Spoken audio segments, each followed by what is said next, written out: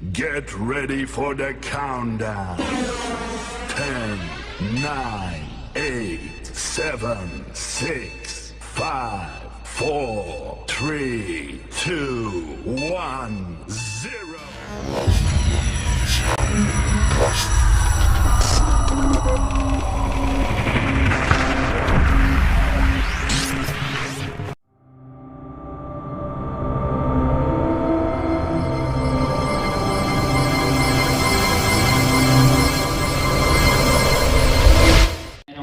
Assalamualaikum warahmatullahi wabarakatuh.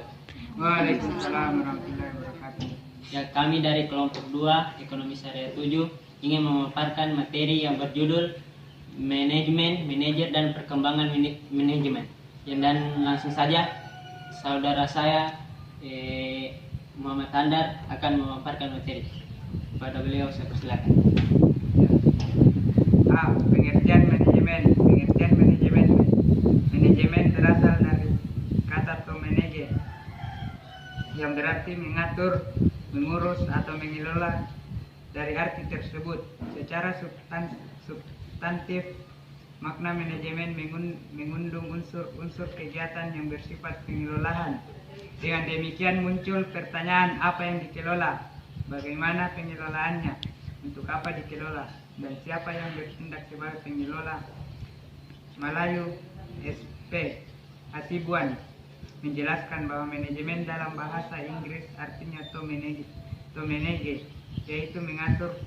Oleh karena itu, menurutnya pertanyaan yang muncul adalah apa yang diatur, mengapa harus diatur, siapa yang mengatur, bagaimana mengaturnya, dan di mana harus diatur. Pertanyaan-pertanyaan tersebut menjelaskan objek pengelolaan manajemen. Oleh sebab itu, manajemen berkaitan dengan proses perencanaan, pengorganisasian, kepemimpinan, dan pengendalian yang di dalamnya terdapat upaya anggota organisasi untuk mencapai tujuan yang telah ditetapkan dengan mengerahkan sumber daya organisasi yang dimiliki. Ya, saya dilanjut oleh Saudara Munira.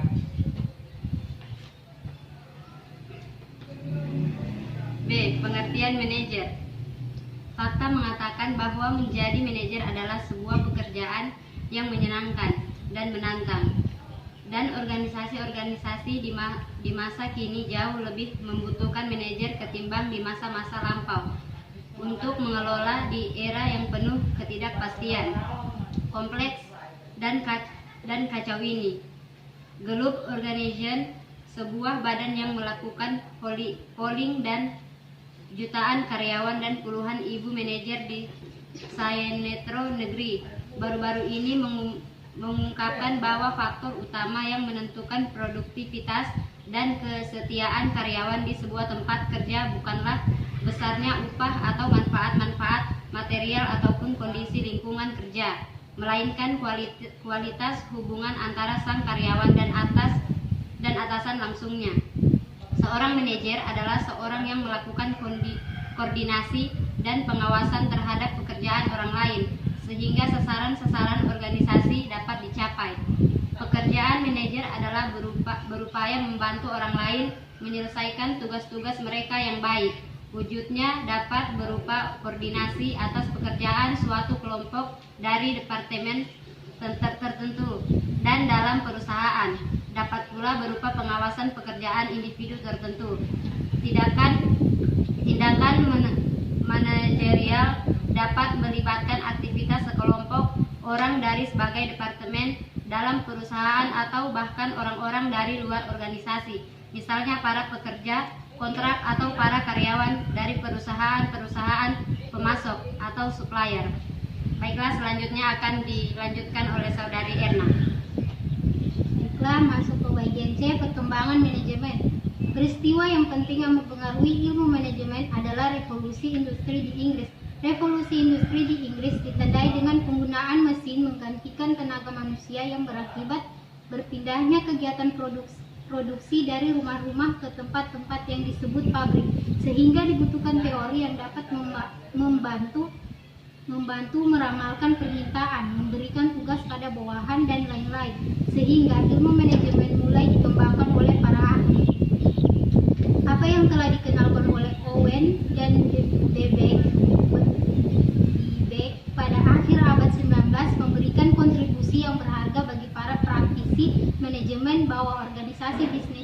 dikelola secara benar, terutama jika organisasi tersebut berskala besar dan melibatkan banyak sekali orang dan sumber daya yang harus dikelola.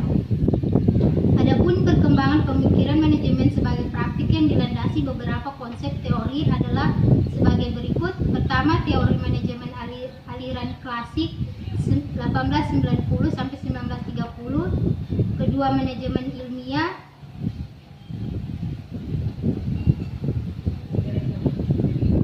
Ketiga, teori organisasi klasik. Dan Fayol membagi aktivitas-aktivitas industrial dalam 6 kelompok, yaitu teknikal, komersial, finansial, keamanan, kepastian, akunting, dan manajerial. Ia adalah perumus 14 prinsip manajemen, yaitu pembagian kerja, wewenang, disiplin, kesatuan perintah, kesatuan pengarahan, meletakkan kepentingan perseorangan di bawah kepentingan umum, balas jasa atau imbalan, sentralisasi, rantai skral atau hierarki, order atau susunan, keadilan, stabilitas staf organisasi, inisiatif, esprit de corps atau semangat korps. Itu bagian dari yang saya paparkan. Saya kembalikan kepada moderator. Ya, sekian pemaparan dari kami. Wabillahi taufiq wal hidayah. Wassalamualaikum warahmatullahi wabarakatuh. Waalaikumsalam warahmatullahi wabarakatuh. Industry. Thank you.